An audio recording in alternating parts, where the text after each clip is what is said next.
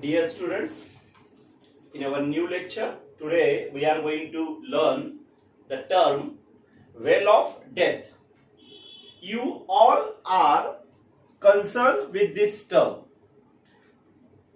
You might seen in the fairs the bikers are driving their bikes in a well of death. याला आपण मौत का कुआ असं सुद्धा म्हणतो. या मौत का कुआमध्ये तुम्ही यात्रेमध्ये पाहिलं असेल की तो मोटरसायकल चालवणारा या मौत का कुआमध्ये आपली गाडी चालवतो. तो कशी चालवतो, त्याच्या गाडीचा स्पीड किती असायला पाहिजे, हे सगळं आता आपल्याला या ठिकाणी शिकायचं आहे. त्यापूर्वी आपल्याला या वेल ऑफ डेथची डेफिनेशन पाहिजे. डेफिनेशन म्हणल्यापेक्षा त्याचं एक्सप्लेनेशन पाहिजे की वेल ऑफ डेथ म्हणजे काय, त्याला कसं म्हटलेलं आहे. तर पहा, the cylindrical wall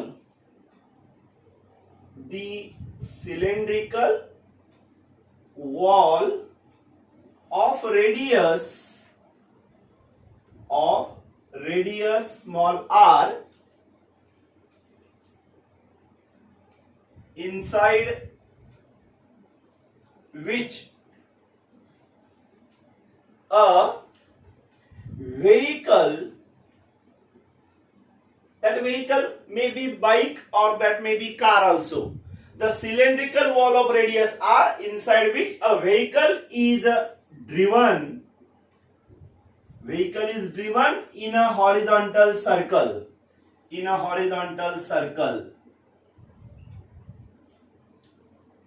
Circles. The cylindrical wall of radius r inside which a vehicle is driven in a horizontal circles is known as well of death.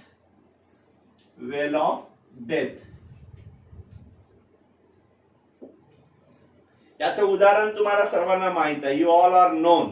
जसं आपण असं म्हणू शकतो, in fairs you might have seen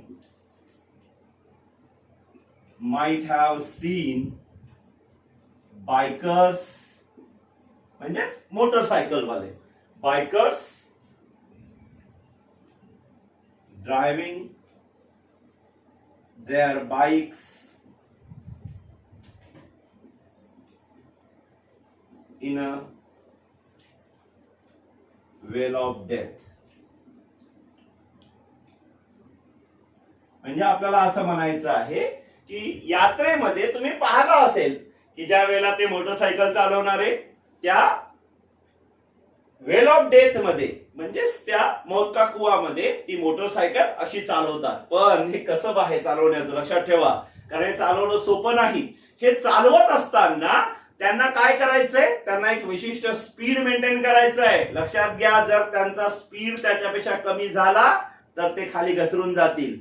तो काही रस्ता नाही की ज्या रस्त्यावर आपण सरळ मोटरसायकल चालवत आहोत. या ठिकाणी त्यांना अशी सर्कल मध्ये मोटरसायकल चालवायची असते आणि ते सुद्धा एखाद्या सिलेंडर सारखं सर्कल आहे, सिलेंड्रिकल वॉल आहे, सिलेंड्रिकल सरफेस आहे, त्या सरफेस वरती त्यांना त्या बाईक्स चालवायच्या असतात. तर अशा ह्या बाईक्स त्यांना चालवायच्या आहेत. Now we have to learn one expression. आता आपल्याला एक एक्सप्रेशन पाहायचं आहे. Expression for minimum speed of vehicle driven in a well of death. म्हणजे या मौत का कुआमध्ये जी मोटरसायकल चालवायची आहे किंवा जी कार चालवायची आहे त्याचा मिनिमम स्पीड, आता मिनिमम का मॅक्झिमम का नाही घेतला, कारण लक्षात घ्या, मिनिमम स्पीड या अर्थाने आपण म्हणत आहोत की स्पीड हा कमीत कमी इतका असायला पाहिजे. याच्यापेक्षा मे बी स्पीड जास्त असेल आणि असला तरी चालतो. जास्त स्पीडला प्रॉब्लेम येत नाही. लक्षात ठेवा, या वेल ऑफ डेथचं वैशिष्ट्य काय आहे, जर याच्यामध्ये तुम्ही एवढ्या स्पीडनं गाडी चालवली तरच ती चालते, नाहीतर ती खाली घसरून जाईल.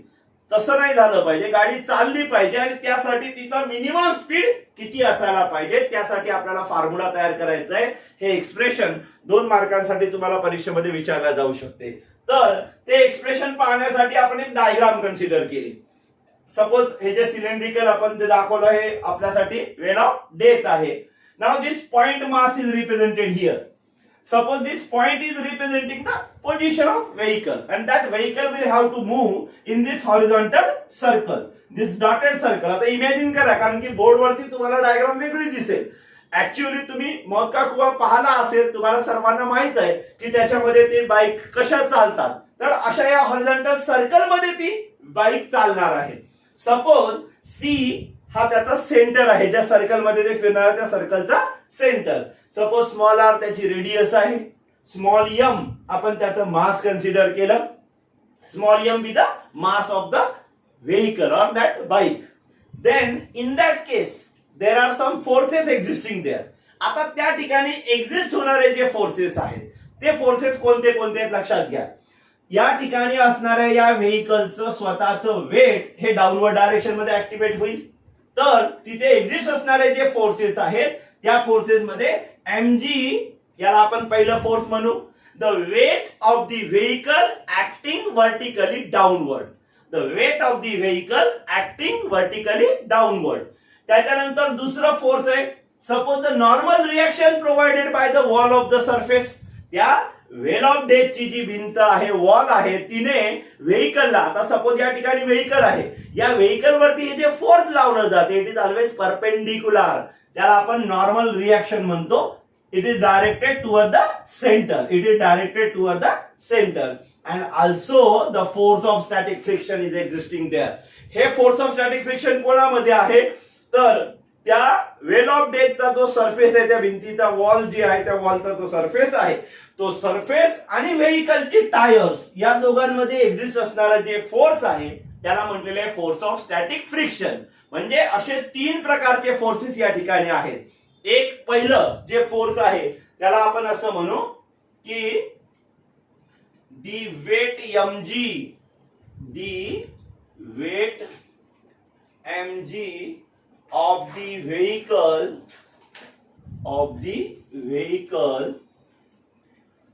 acting vertically downwards,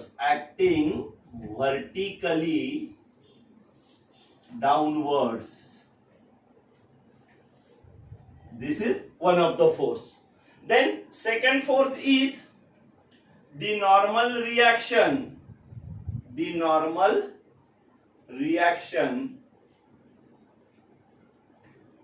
acting horizontally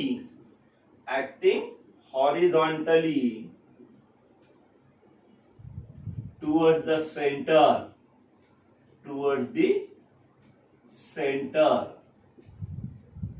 आणि तिसरं थर्ड फोर्स कोणता आहे, the force of static friction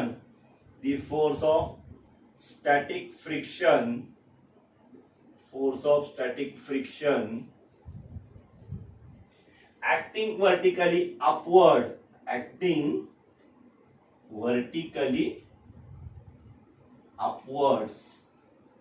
म्हणजे पहा, एक फोर्स आहे डाऊनवर्ड ऍक्ट होणार. ऑलवेज व्हेकलचं जे वेट असते ते नेहमी व्हर्टिकली डाऊनवर्डच ऍक्ट होत असते. या ठिकाणी जे फोर्स ऑफ स्टॅटिक फ्रिक्शन आहे it is acting vertically upward. आणि नॉर्मल रिएक्शन प्रोव्हाइडेड बाय, आता जसं हॉरिझॉन्टल रोडवर जात असतो तर नॉर्मल रिएक्शन ही अशी असेल, परपेंडिक्युलर अपवर्ड. या ठिकाणी वॉल अशी आहे उभी, म्हणून नॉर्मल रिएक्शन अशी झाली. पहा माझ्या पेनचं जे डायरेक्शन दाखवलं आपण टुवर्ड द सेंटर. तर आता हे तीन फोर्सेस आहेत. या तीन फोर्सेस पैकी हे दोन फोर्सेस पहा कोणते कोणते, mg आणि fs. They are opposite to each other. These two forces are cancelling each other or they are managing each other. That means vehicle is pulled itself by its weight in a downward direction and the static friction forces it in the upward direction. These two forces balances each other. आणि म्हणून आपण असं म्हणू शकतो from figure, आपल्याला असं म्हणता येईल, from figure we can say Fs is equals to mg. याला मी म्हणतो इक्वेशन नंबर 1. आणि दुसरं, this normal reaction is providing the required centripetal force because here the bike have to perform a circular motion, and whenever there is a circular motion a centripetal force is existing there, and that centripetal force is provided by this normal reaction, and therefore this normal reaction is going to provide required centripetal force mv square upon r. This is the formula for centripetal force. these two forces are existing there. Now this Fs, the force of static friction, Fs is, आता लक्ष द्या इकडे, Fs काय आहे पहा, लक्ष द्या काय म्हटलेलं आहे, Fs काय आहे, Fs स्टॅटिक फ्रिक्शनचं फोर्स आहे. या फोर्सची व्हॅल्यू किती असू शकते possibly, it depending upon the surface of the road, या ठिकाणी depending upon the surface of the wall, आणि म्हणून त्याच्यासाठी कंडिशन आहे, दी force of static friction is, the force of static friction is always less or equal to एक तर ते कमी असेल नाही तर त्याच्याशी इक्वल असेल, कोणाशी, म्यूएस इंटू एन, या टर्मची. आता म्यूएस इंटू एन काय आहे, तर म्यूएस म्हणजे कोइफिशियंट ऑफ स्टॅटिक फ्रिक्शन आणि एन म्हणजे नॉर्मल रिएक्शन. या दोघांच्या गुणाकाराची जेवढी व्हॅल्यू असेल त्या व्हॅल्यू पेक्षा हे फोर्स ऑफ स्टॅटिक फ्रिक्शन कसं असेल, लेस ऑर इक्वल टू, ज्याला आपण मॅथमॅटिकल फॉर्म मध्ये कसं मांडू पहा, therefore Fs is less than or equal to μs into n. Fs is less than or equal to μs into n. आता Fs च्या जागेवर आपल्याला कोण घेता येईल, mg. Fs च्या जागेवर आपल्याला कोण घेता येईल, mg, आणि n च्या जागेवर आपल्याला कोण घेता येईल, mv²/r.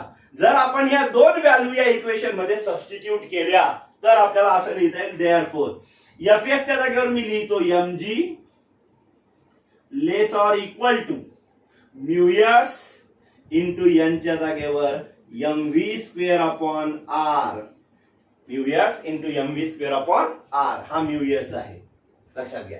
mg is less than or equal to mu s into mv²/r. आता याच्यामध्ये हा लेफ्ट साइडचा m आणि हा राइट साइडचा m कॅन्सल होतो. मग आपल्याला इक्वेशन v साठी पाहिजे, आपण काय फाइंड आउट करत आहोत, मिनिमम स्पीड फाइंड आउट करतो, म्हणजे v ची व्हॅल्यू फाइंड आउट करत आहोत, आणि म्हणून v साठी हे एक्सप्रेशन मला असं लिहिता येईल पहा, v² is greater than or equal to. लक्षात घ्या आपण आता उलट केलेलं आहे, तिकडचा v² इकडे लिहिला, म्हणून हे less than or equal to जागी काय झालं, greater than or equal to.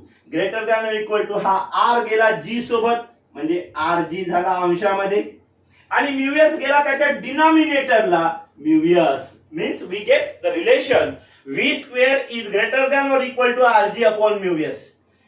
v² is greater than or equal to rg upon μs.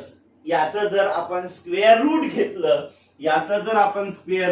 तर इक्वेशन काय होईल पहा, v is greater than or equal to under root मध्ये rg upon μs. v is greater than or equal to under root मध्ये rg upon μs. लक्षात घ्या, हा आपण राइट साइडला v² होता त्याचा स्क्वेअर रूट v लिहिलं, लेफ्ट साइडला rg अपॉन μs होता त्याचा स्क्वेअर रूट अंडर रूट मध्ये rg अपॉन μs असं लिहिलं. आता ही कंडिशन तुम्हाला काय सांगते, एक्झाम्पल घ्या. सपोज असं आपण म्हणलो की त्याची वेलोसिटी, सपोज त्या ठिकाणी वेलोसिटी पाहिजे आपल्याला 25 मीटर पर सेकंड पाहिजे, मग 26 असली तर चालते, कारण ही v ची व्हॅल्यू जी आहे ती ग्रेटर चालते, लेस नाही पाहिजे, म्हणजे कमीत कमी किती पाहिजे, 25. म्हणून it may be greater 26, 27, 28, what ever may be the value. या v ची व्हॅल्यू ग्रेटर किती असली तरी चालते, पण इक्वल टू जेव्हा म्हणताना ती व्हॅल्यू 25 म्हणजे मिनिमम, आणि म्हणून देअरफॉर आपल्याला असं म्हणता येते v minimum is equal to under root rg upon μs. v minimum is equals to under root rg upon μs. This is the expression for, या हे 2 मार्काचं एक्सप्रेशन आहे ज्याला आपण म्हणू शकतो expression for minimum speed of vehicle driven in a well of death. त्या well of death मध्ये म्हणजे त्या मोजका कुवामध्ये जी गाडी आपल्याला चालवायची आहे त्या गाडीचा कमीत कमी जो स्पीड आहे तो इतका असला पाहिजे. v minimum is equals to under root rg upon μs. हा त्याचा फॉर्म्युला आहे, त्याचं एक्सप्रेशन आहे. Now we have to learn this numerical. This numerical is actually given solved in your textbook. You might refer it also. Look here. आता numerical मध्ये काय म्हटलेलं आहे? A motorcyclist is undertake horizontal circles inside the cylindrical wall of a well of inner radius 4 meter. The coefficient of static friction, लक्ष द्या व्यवस्थित इकडे. हे न्यूमेरिकल समजून घ्या, कारण न्यूमेरिकल जरी सॉल्व दिलेलं असलं तरी त्याच्यामध्ये डायरेक्ट व्हॅल्यूज दिलेले आहेत, डायरेक्ट सॉल्व दिलेले आहेत. तुम्हाला ते लक्षात आलं पाहिजे कसं सॉल्व केलं तर पुढे काय म्हटलं पहा, the coefficient of static friction between the tyres and the wall is 0.4. Calculate the minimum speed, म्हणजे आता जो फॉर्म्युला आपण शिकलो कॅल्क्युलेट मिनिमम स्पीड जातो and frequency necessary to perform this stunt. Stunt आहे हा, घरी नका करू, इथंच लक्ष द्या, समजून घ्या काय म्हटलेलं आहे स्टंट मध्ये. म्हणजे तो स्टंट करत असताना याचा अर्थ तो बायकर किंवा तो मोटरसायकलिस्ट जेव्हा त्याची मोटरसायकल त्या हॉरिझॉन्टल सर्कल मध्ये फिरवतो तेव्हा त्याचा मिनिमम स्पीड या कंडिशन मध्ये किती असायला पाहिजे आणि त्याची फ्रिक्वेन्सी ऑफ रिव्होल्यूशन किती असायला पाहिजे, त्या दोन्ही किमती आपल्याला काढायच्या आहेत. पहा म्हणजे काय काय दिलेलं आहे आणि काय काढायचं ते आपण आधी लक्षात घेऊ. गिवन मध्ये काय आहे, गिवन व्हॅल्यूज कोणत्या कोणत्या आहेत. The motorcyclist is to undertake horizontal circles inside the cylindrical wall of a well of inner radius 4 meter. त्याची inner radius म्हणजे R ची व्हॅल्यू दिलेली आहे आपल्याला 4 metre. The coefficient of static friction म्हणजे μs ची व्हॅल्यू आपल्याला दिलेली आहे. μs is equals to 0.4. याला युनिट नसते. coefficient of static friction is a unitless quantity. Constant value आहे ती त्या ठिकाणी 0.4. नंतर काढायला काय विचारलं, व्ही मिनिमम. या व्ही म्हणजे स्पीडची व्हॅल्यू आपल्याला काढायची आहे. Minimum speed V is equals to किती अँड द फ्रिक्वेन्सी नेसेसरी, आणि त्या ठिकाणची एन म्हणजे फ्रिक्वेन्सी मिनिमम ती किती. लक्षात घ्या.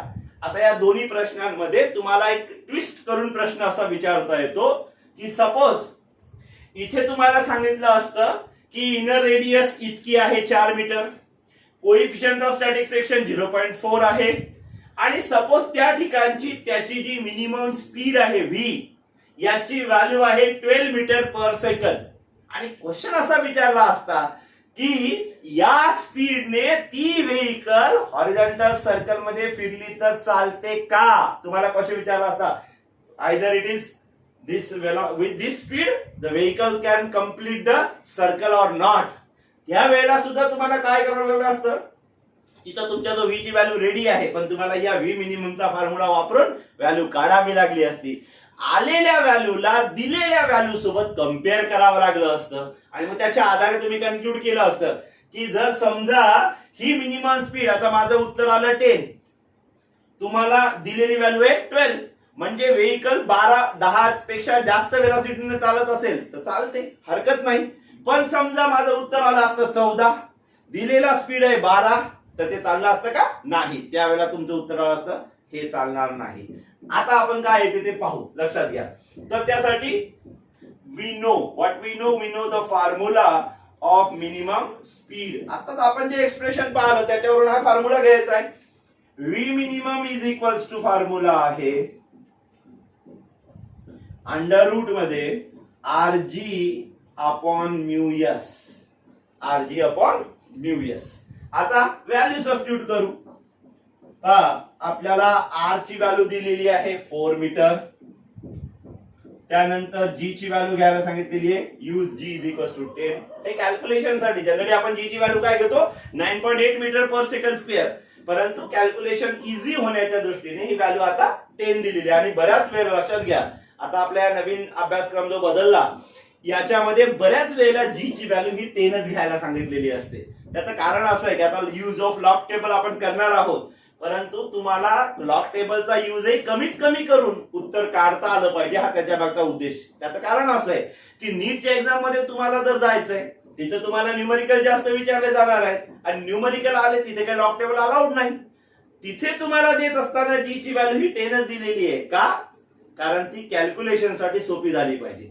आता जी ची व्हॅल्यू 9.8 पण देतात, पण ती कधी जीची व्हॅल्यू 9.8 नीटच्या एक्झाम्पल मध्ये येईल, पण कधी येईल, ज्या ठिकाणी तुम्हाला इतर व्हॅल्यू ह्या 9.8च्या पटीमध्ये दिलेल्या आहेत, की जेणेकरून त्याचा आणि याच्यासोबत कॅल्क्युलेशन मध्ये कॅन्सलिंग झालं पाहिजे, कमीत कमी भाग तरी केला पाहिजे, हा त्याच्या मागचा उद्देश. त्यानंतर म्यूएस ची व्हॅल्यू आपण सबस्टिट्यूट करू. म्यूएस आहे 0.4. आता लक्षात घ्या, 4 ला 0.4 ने जर डिवाइड करायचं, पहा बरोबर व्हॅल्यू कशी दिली, 4 डिवाइडेड बाय 0.4.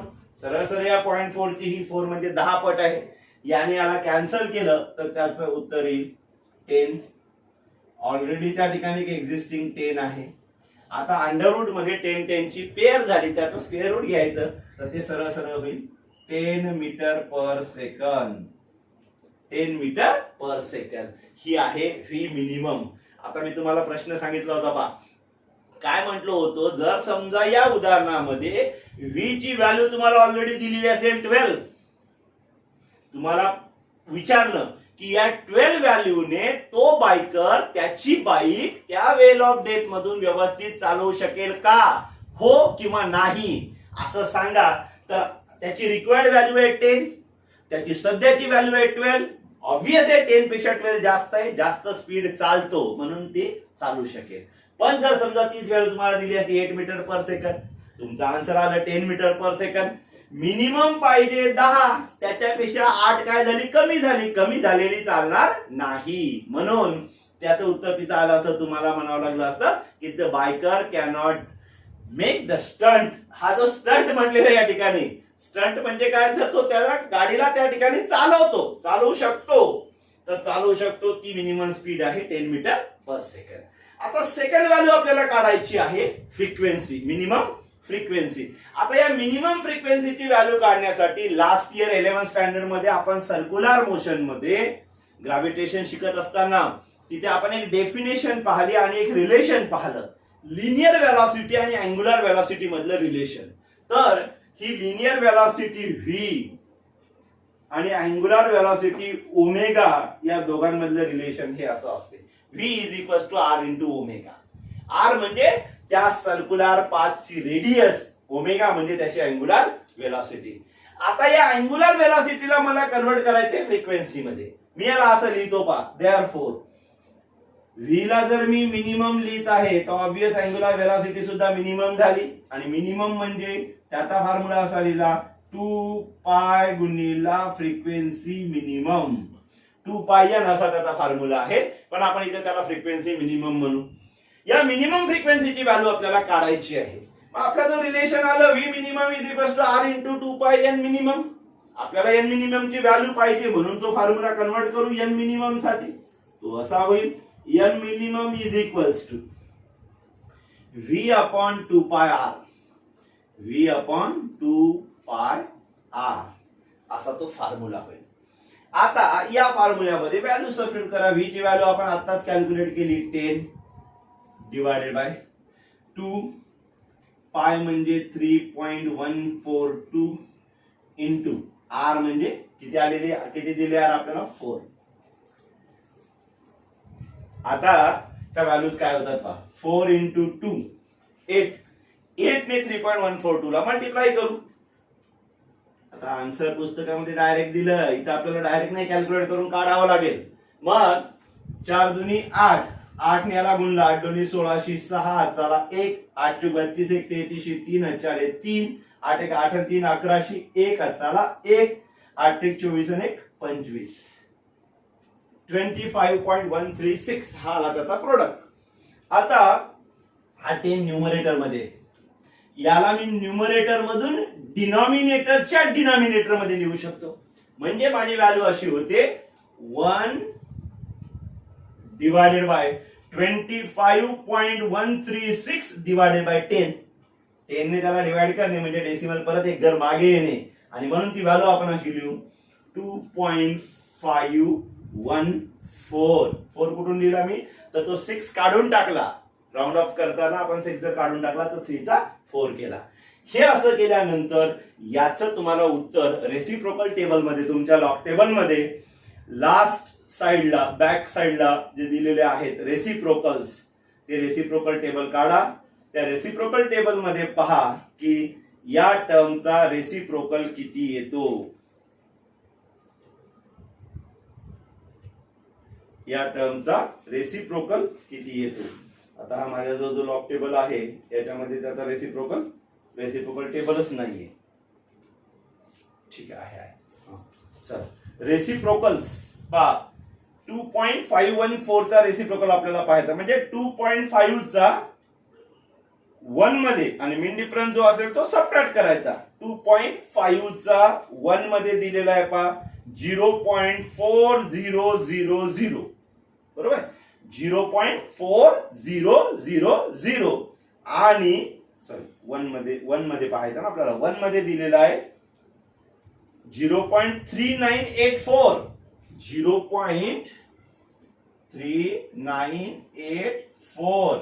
0.3984 असा दिलेला आहे पहा. आणि मीन डिफरन्स पुढे 4 मध्ये दिलेला आहे 6.